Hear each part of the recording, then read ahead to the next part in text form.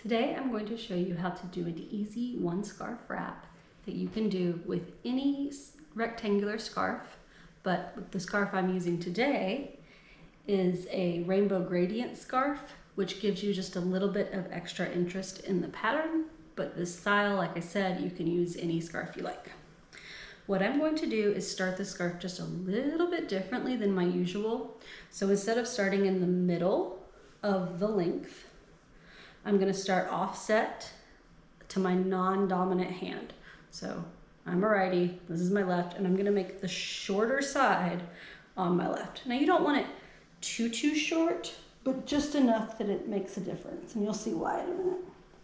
The second thing that's a little bit different from how my scarves usually start is that instead of lining up the front with the front of my shaper, I actually start and line up in the back and then fold it forward. I'm gonna do that one more time just so you can see.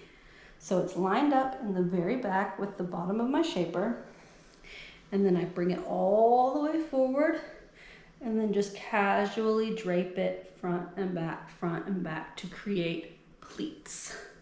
Now, as you can see, when I pull it tight to do the knot, these pleats give you the gradient of the scarf. So, take them back behind and pull my shorter tail through. And this I'm actually going to leave as a dangling tail today. I think that's fun, gives me a little bit of like a pony feel to play with. Now, from here you have a ton of options. But again, with this gradient scarf, what I like to do is to really use that rainbow pleat and make it to where we can show off as much of it as possible. So I'm gonna take the scarf and in my hand, just casually make like a whole bunch of pleats.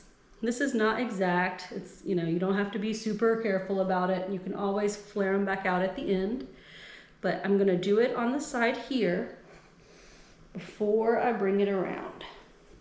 Now, I personally don't love this yellow color, so I'm gonna fold my pleats so that it gets more minimized on the yellow and more of the blue and purple visible. But you can do it as much or as little of those pleats as you like. Once I get about halfway through, I'm going to wrap. Now this is a trick, so don't just twist it like you do when we're doing our rope twist. Actually wrap the scarf around itself, almost like you're braiding it together. This will give you just a little bit prettier of a turn and more of the colors visible. Finish that out, bring it around the back, tuck, tuck, tuck.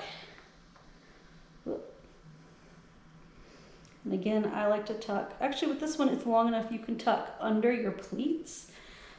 This is nice because you don't have to go under your scarf and shaper, which would make it a little bit looser and more likely to fall. So I'm gonna bring my pleats back up front where they were. There we go. Spread these back out like I want, and done. So like I said, super simple. You can do this style wrap with any rectangular scarf that you have, but a gradient scarf like this gives you lots of variety.